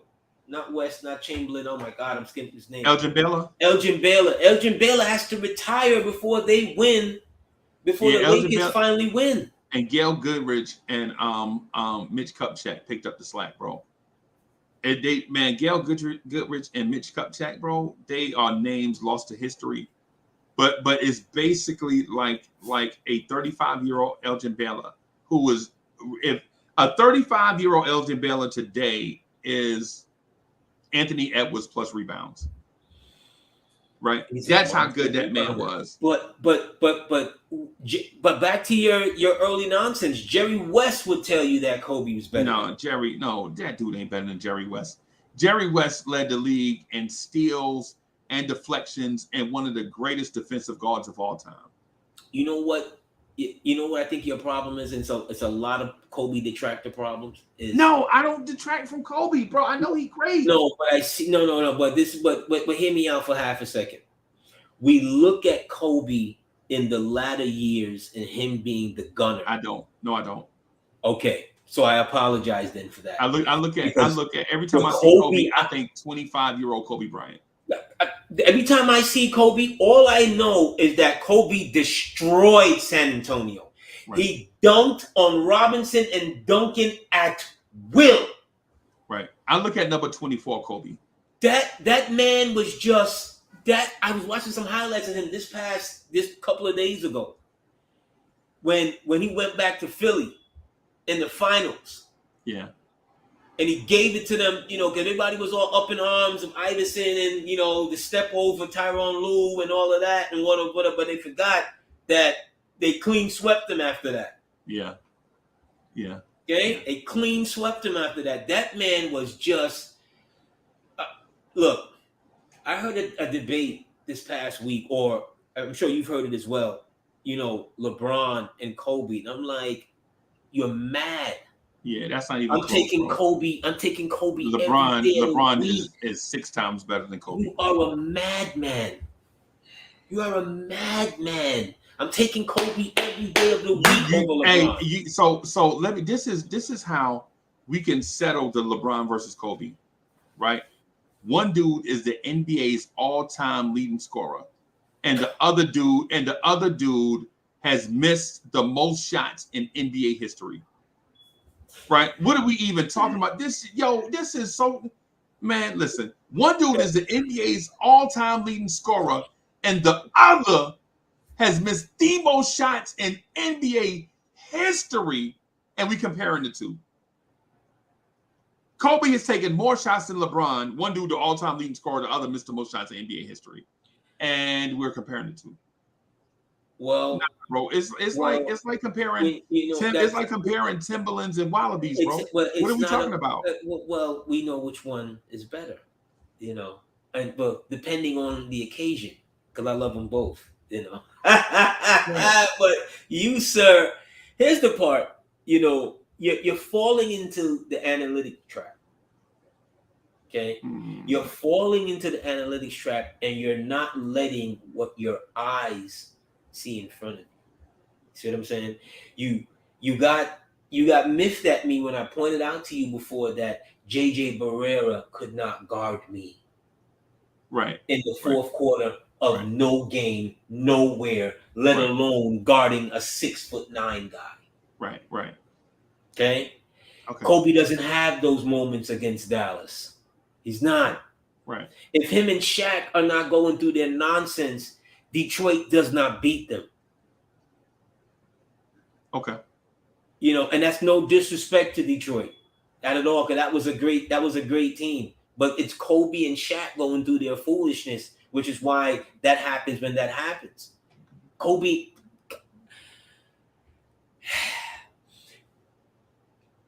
Look at his stretch when Shaq is gone, Freezie. The man goes bananas, Freezie. Okay, I'm gonna look at it. Man goes absolutely crazy. Him not winning an MVP in his career, that's a travesty. No, they don't give MVPs to people that just shoot all the time. Oh, they gave it to Allen Iverson, didn't they? Yeah. Okay. Yeah, you're right. Good point. Good point. Good point. She said, great point. I remember my friend used to argue with me as well about who's better, Iverson or Kobe. I'm like, yeah, you got it. You can't be. You got to give that to Kobe, bro. You can't be serious. And that's no disrespect. That's no disrespect to AI. Not in the same planet. Yeah, that's a little disrespectful, but yeah. LeBron has had moments where the superstar has to be the superstar, and he's failed in some of these big moments. And we kind of gloss over it because he still has won a couple of championships. He's had a fantabulous basketball career. You couldn't want a better basketball career than LeBron, right? Okay. But who do I want? Who has that absolutely? Who am I going to fear coming into a big game? LeBron or Kobe? I'm taking Kobe every day of the week. Yeah. I'm taking a lot of guys over LeBron, to be honest with you. If you're telling me, big game, and I know this guy's going to show up, I'm taking a couple of guys over him. Mm-hmm. Easy. And that's no disrespect to him. And I believe he's one of the top 5 ball players of all time. Who? He's one of the top 5 ball players. Who? LeBron. Yeah, LeBron is. Yeah. I thought you were going to say. But he's just not ahead of Kobe. Kobe, in my opinion, is like 4. Or better yet, LeBron is in my top 7. I think Kobe's like 6. He would be like 7. No, Kobe ain't in the top 10. Stop it. Oh my God. Oh. See how y'all be doing old school players, bro? It's like we have a recency bias, bro. Come on, bro. Really? So automatically we're bumping George Gervin, Dr. J, Wilt Chamberlain, Bill Russell, all these guys out of the top 5 because we like the new Kobe. We like the black Lakers jersey. Well, I wasn't a fan of the black Lakers jersey. I've always liked the standard gold. Surprisingly, I liked when they came out in 2000 that white and blue with the gold stripe. Yeah. I thought that was cool for a minute. I think those were like the old Minneapolis, right? Yeah. Those are the old Minneapolis jerseys. But to your point, Freezie, Kobe's better than George Iceman Gervin. Stop. He better than who? I'm sorry. He's better than George Iceman Gervin. Stop it. The man has 5 championships. Been to 7 finals. Okay. Like, come on. You can't. Some of these dudes. Yeah, I for one, I'm gonna say something absurd to you, but this is my belief. So shout out to Free Keith. Free Keith is in the building. When I'm gonna say something that may sound absurd to you, but I think Pat Ewing is a top 10 player all time. Right. So, but here's the thing. Though. Here's the thing. Yo, are you mad? Listen, let me. Okay, Paris Douglas says the more alphas, the better. They just gotta respect each other. Very few teams win multiple times with one alpha. Fact, Worthy, Magic, Kareem. So what I'm gonna say about Kobe is there are a ton of shooting guards that if they shoot the ball 19 times a game, they'll make the Hall of Fame. That's all I'm saying, bro.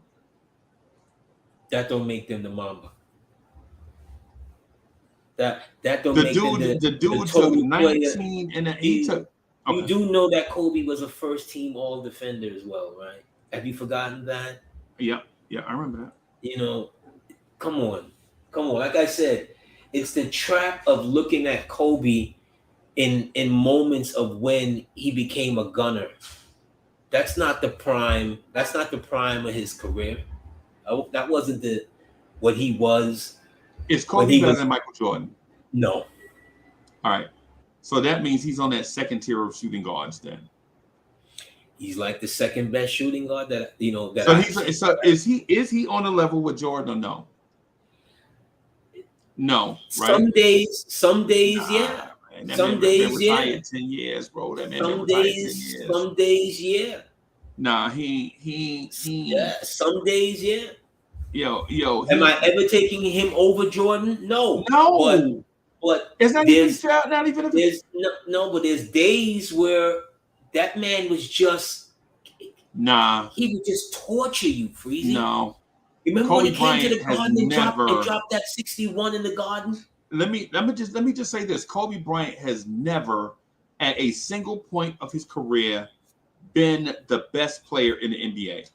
Somebody dispute me. Somebody dispute me on it. Fight me on it. Somebody fight me on this one. Name one stretch of time where Kobe Bryant was the best player in the NBA.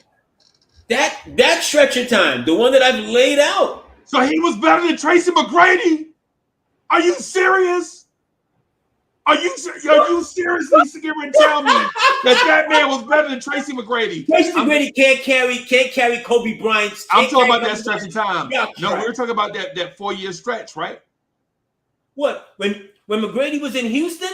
No, when Shaq left to go to Miami. Yeah, from that point on. That's McGrady in Houston. There's no way that he was better. There's no way he was better than Tracy McGrady or Tim Duncan, bro. Tracy McGrady is, no disrespect to Tracy McGrady.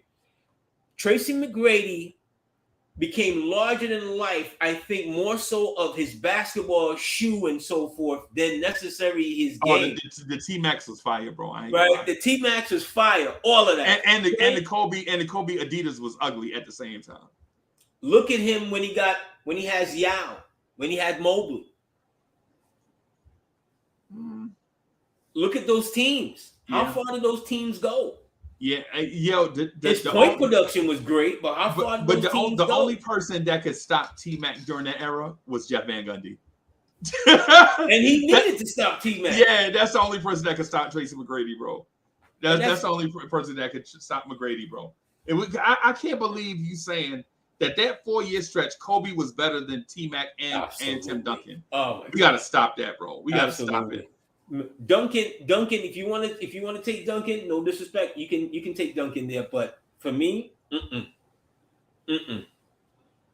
bro, come on. I can't believe that we actually saying that this man was better. And now, mind you, this stretch, Carmelo, Chris Bosh, LeBron, and D Wade are all in the NBA. They're like third-year players. And Kobe's better than them. No! Come on! Remember at one point, the reason why Boston used to get LeBron out of his game as much as they did was because of where LeBron would attack from. His game was not as varied as it grew to be. Kobe was already in all full Mamba at that point. Same thing for Wade. Remember that game 7 against Detroit when Wade totally just goes off the rails? That's during that time period. Melo wasn't even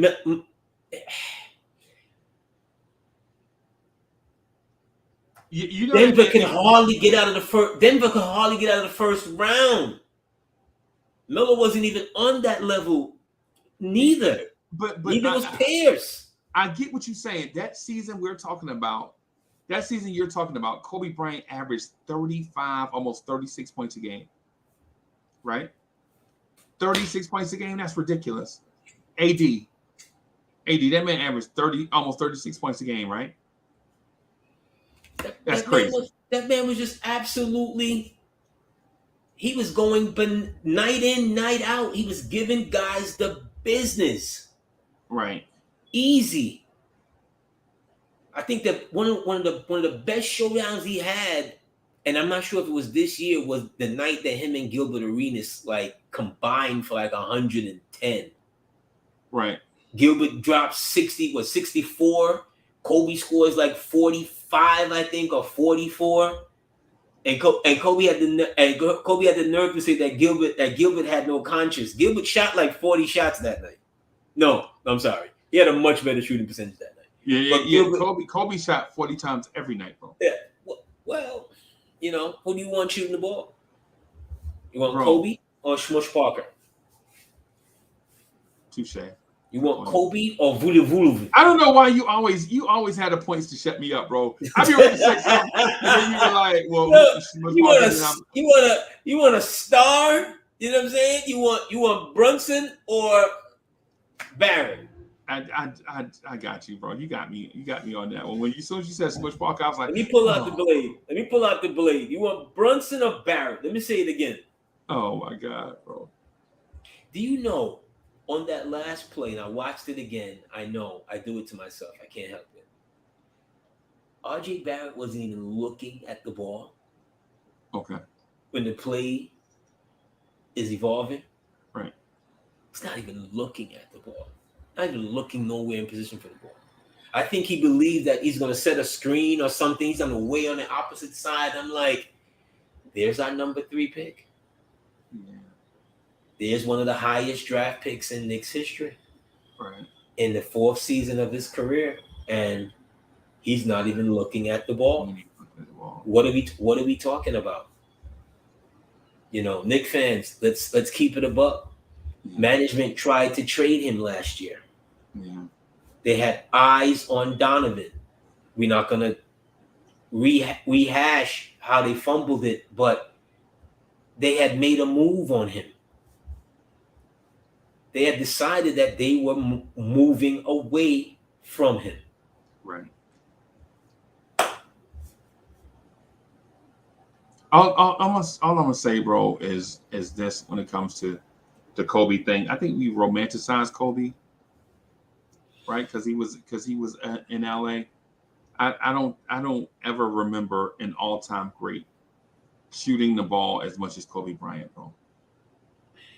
I don't ever remember an all-time great being that selfish. Ever. I don't even remember Michael Jordan shooting the ball as much as Kobe did. And there were years when it was Michael and the Jordanes, right? But yeah, Kobe just shoots the ball a lot, bro. Okay, so we're gonna forget about James Harden, in his prime, going dribble, dribble, dribble, dribble, dribble, dribble. Dribble, some more. I saw it. We're gonna forget that. We're gonna forget that James Harden he wanted Dwight Howard. He got him. Did not utilize him. He didn't use him. Yeah. Right. He wanted Chris Paul. Then eventually he wanted Chris Paul gone. Yeah. Okay. He wanted Westbrook. Then eventually they both wanted Quinn Capella gone. They would rather PJ Tucker at 6'5" playing center. Then you know what? He wanted Westbrook gone. Are we gonna? We're gonna forget that. We're gonna forget that his youth. I don't even have to have the stats in front of me. His usage rate over for the majority of his career, I'm sure, is off the charts. Let me say this. I'm gonna say this. I think James Harden is comparable to Kobe. And in what way, sir? And if it were not for championships, I think if James Harden played with Shaq, I think James Harden would have 5 championships also. Played with Embiid for 2 years. Does he have one? Joel Embiid ain't Shaq. If we say Joel Embiid is Shaq, I don't want to say that. He played with Dwight Howard. Yeah, Dwight Howard ain't Shaq. Okay. But these are just spare parts that couldn't possibly. Remember something. Shaq got to a finals without James Harden. Yeah. Okay? Yeah. He played with KD. How did that work out? He's a selfish player. And you're going to put him and Kobe in the same sense? Kobe played with Lamar Odom. Made a place for Ron Artest. We got to relax because Ron Artest was the best defender in the NBA, and they also had Trevor Ariza, also one of the best defenders in the NBA. But the point is, we got to relax. We are relaxed. But let's remember this: he ingratiated those players in the Laker way. They have rings because of Kobe. Remember that they have rings because of Kobe. I think they have rings because of stop it. You cannot compare a Kobe Bryant to a James Harden. Do you remember when James Harden, I think, did he win the MVP that year and Steph Curry tortured him in the playoffs? You said so the Kobe-led Lakers never lost bad in the playoffs? I'm not saying that, but he ain't never had embarrassed. No other player on his pair ever came in there and mamboed the Mamba in his prime. Okay. Outside of that Gilbert Arenas, whatever, you wasn't coming in there. Oh, yeah, I remember this. I remember this. You remember Kobe in Game 7 when he was guarded when James Posey was guarding him.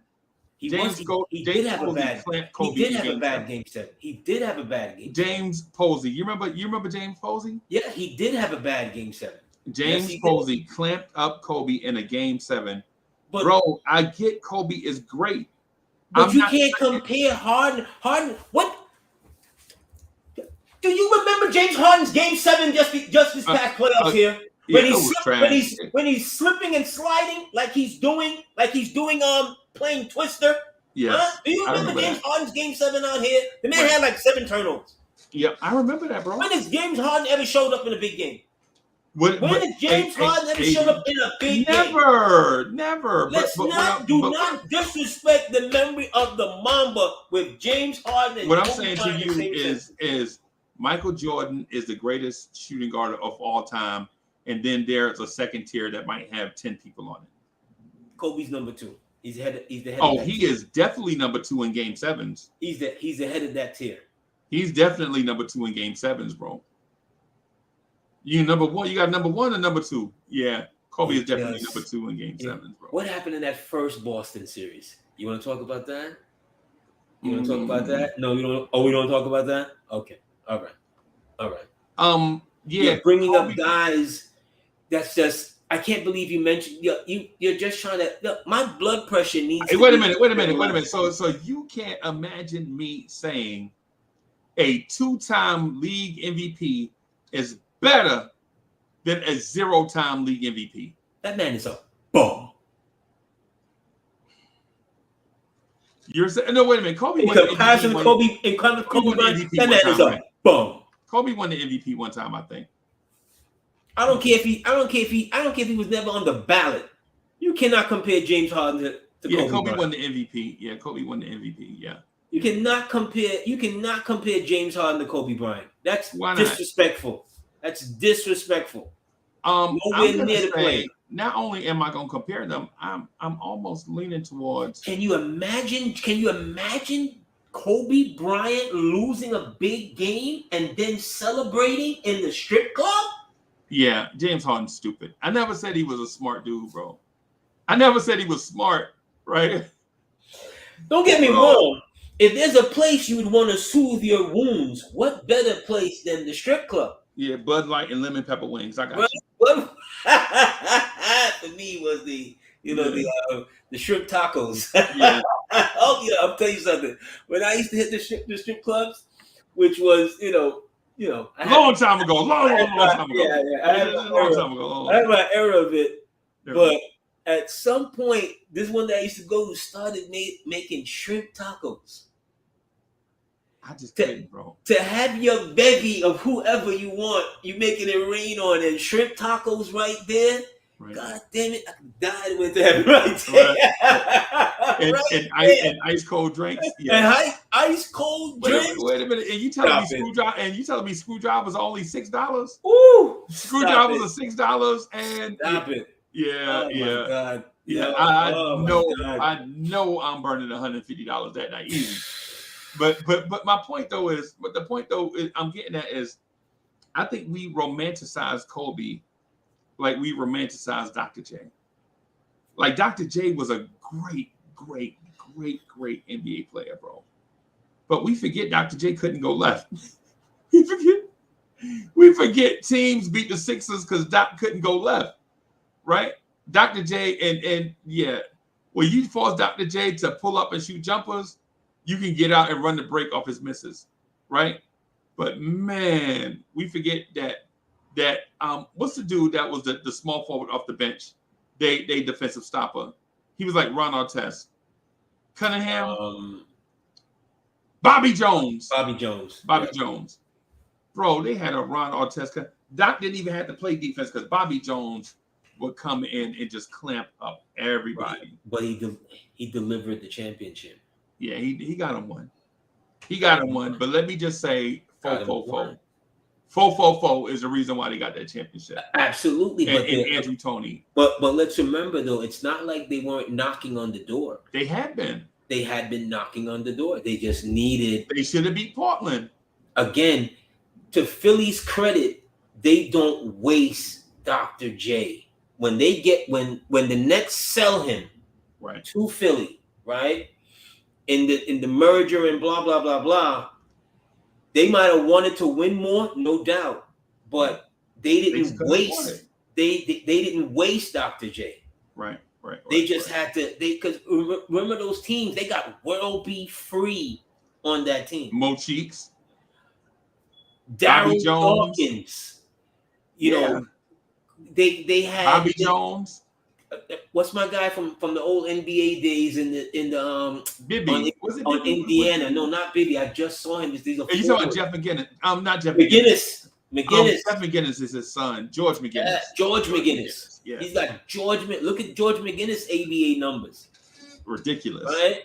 Doc's, Ridiculous. I think a part of Doc's problem, especially in that first one against Portland, as the games are going down, Doc is kind of doing the LeBron thing. He's kind of shaking in the background. But he was making the right basketball plays though, bro. But even that last shot against Portland, it's McGinnis who George McGinnis. Why is George McGinnis who takes the shot? But George McGinnis was a great player, but Doc is not making waves. Yeah. You know, I don't think we romanticize. Excuse me. I don't think we romanticize Doc enough. Yeah. You know, especially a lot of the young players who don't know who the original Skywalker was. It was Doc.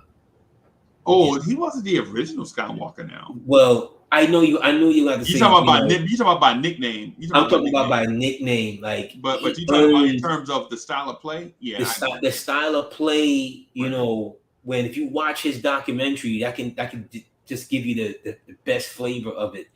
Like, he earns the name Doc out here on the black tops in the Rucker. AD, I'm gonna say something that's gonna make you laugh. You know, Dr. J is our cousin, right? Really, Julius? Yeah, Julius Irvin. Okay. Yeah, Julius Irvin. So we got a little secret thing behind the scenes. Like one of these days, when you be talking, I'm just gonna have him pop up. Indubitably. No, Doc him and Marvin Hagler. No, yeah, Doc was my guy, man. I mean, it just seemed like he should have been a Knick. Shout out to my guy. My guy know who he is. I'm making him laugh behind the scenes right now. Shout out to my guy. When I say that, Murphy? Huh? No, just salute to him. Salute. Yeah. But Hitting, where you been? I haven't seen Hitting in a good minute. Man. Yeah, man. Yeah, man. The Kobe thing though is bizarre. Kobe is a tier 3 superstar. Kobe shouldn't be even in the conversations with LeBron. You're so disrespectful. Yeah, but I get it. That's no disrespect. Really, everywhere LeBron goes, they win championships. Yeah, it's a fact. It's a fact. Everywhere LeBron goes, that team wins. Kobe only stayed in one place and won championships. Kobe didn't have to go join forces, go leave somewhere to have the deck stacked. Kobe didn't get chased out of his own conference, out of his own division. Boston ran LeBron's ass up out of the Atlantic Division down to Miami. Facts. So first of all, let's do the comparison. Or not Atlantic, excuse me. They in what, the Midwest? Eastern Conference. Yeah, right, Eastern Conference, whatever. They made him leave his home, amongst other things, to go to Miami. Let's never forget that. Yeah, you are a great salesman, bro. Yeah. because what we forget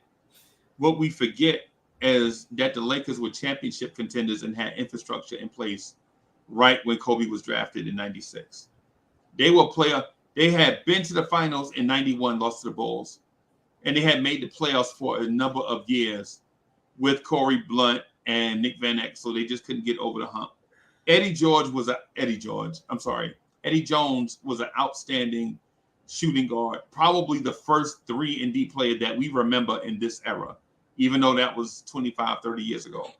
Byron Scott was a holdover. Byron Scott had left, went to Vancouver, went to Indiana, and then returned back to the Lakers, right? And Kobe was a part of that team coming into a team that still had remnants of being in the NBA Finals, right? All those guys. But LeBron went to an organization that had not even been to the NBA Finals. The Cleveland Cavaliers, for the most part, they had good teams. But when LeBron was drafted, their best player was a dude named DeJuan Wagner and Trajan Langdon. Okay. But here's the flip side of that. Freezie. Let me just jump in a hot second there. All the guys that you mentioned on the Lakers, Nick Van Exel and all of them, who was the last man standing? It was Kobe. Right? Kobe was better than all of those guys.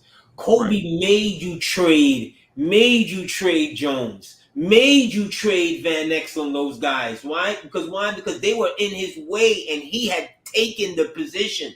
AD, you're killing me, brother. You're killing me. Right? Because you act like Kobe showed up by himself. It's not that he showed up by himself, but Kobe showed up with Shaq. Yeah, but you didn't have to worry. His mentality from ever since he decided that he was going to forego college, because he would have been a great college ball player, no doubt. But his mentality was he wanted to play against Jordan.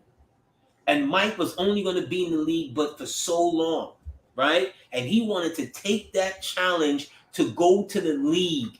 How many of these young guys you know that want to go to the league to be the best? Generally, the reason why they want to go to the league is because of finance. That was not Kobe's mission. AI was ready to take the league by storm, bro. You remember the number 1 pick in the Kobe draft? You remember what his name was? Is he the best player in the Kobe draft? Probably not. Okay. Probably. If you were redrafting, AI is like 3rd. No, AI is not 3rd. I'm taking Ray Allen over AI. No. If you redrafting, you gotta go Kobe and then Steve Nash. No way. Steve Nash. I'm taking Ray Allen over Steve Nash too. No. Absolutely. Ray Allen might barely be top 10. What Jesus Shuttlesworth, 2-time champion, who saved LeBron's legacy against San Antonio. Have you forgotten that? Why was Ray Allen wide open? Because Dwayne Wade, LeBron James, and Chris Bosh were on the floor. Well, a better question is, how is it that Bosh got the rebound while the game's leading rebounder for San Antonio is on the bench, which is Tim Duncan? Because Popovich is stupid. Because he was senile. Right. Which is why biggest mistake of his career. They were up 5 with 25 seconds to go. And lost. Yeah.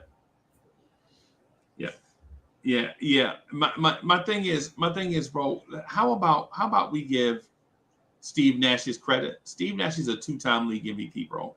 You're not taking Marcus Camby at 2. You taking Steve Nash at 2, bro. I'm taking Ray Allen. And then if I'm talking about shooter, I'm taking Marbury over him. Right, you take it, but I'm saying you taking a shooter scorer, right? Ray Allen is a shooter scorer. Yeah. Why would I take him over Peja Stojakovic? Well, here's why. Peja was an unknown. No. I'm talking. We're talking about now is known. Oh, as known? Yeah, we're talking about Peja is not Ray Allen. No. Do you remember Peja with Sacramento against the Lakers, against Kobe and the Lakers in Game 7? Do you remember Peja's? Do you remember Ray Allen? Do you remember Ray Allen and the Sonics versus Kobe and them? No, you don't. You know why? Because Ray Allen could not lead a team. He was trash. Sorry. Wow. Sorry. I can't believe you said that about Jesus. Yes, Jesus. I can't believe you said that about Jesus. What? Right. Oh my God. Blasphemy, sir. Bro, I Blasphemy, can't. Sir. Yo, the energy in old school Knicks is always lit, man. Well, it hasn't been this way in a minute, and as we should be rapping about now, but right. I want to say, thank you guys, and again, sometimes we just need a little break sometimes, and thank the 710 boys for coming out, and excuse Freezie for his blasphemy. Yeah, you don't know what his journey started. Great Manischewitz for everybody. And be safe out there on this Labor Day weekend and so forth. Labor Day. You know what I'm saying? As always, Freezie, look for you in the whirlwind. Garvey. Hey, we out of here. Yeah, but AD, before we go, before I click this button. You gonna drop the intro? You gonna play the joint again? Play the joint. Yeah, I'll play the intro before we get out of here. I just want to tell you that Kobe is a top 12 player all time. But before we get out of here, I'll go ahead and I'm gonna play the commercial first, and then I'm gonna play the intro / outro. We out of here, y'all. Peace. Salute, Knicks fans. September is Life Insurance Awareness Month. Life insurance is not just about thinking about mortality or invasive doctor's appointments or filling out a bunch of forms. Life insurance is about leaving a legacy for your loved ones. Life insurance can be used for final expenses, for income protection, for critical illness, for mortgage protection. If you are interested in talking about life insurance, you can get in contact with me using the information that I have provided below. Look forward to talking with you. Yeah. Look out your window. Knicks fans is on your block. Y'all know the Knicks run the city. Pull them shades back. Look out your window. Look down there on the block. That's Knicks fans right there.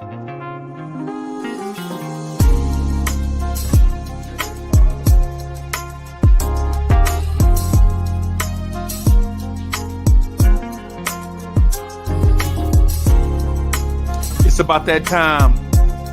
It's about that time of the week where you get ready for your work week with the man that is so smooth he does not require a chaser. Your main man, the real Anthony D. And your main man, Jersey's finest, the hood representative.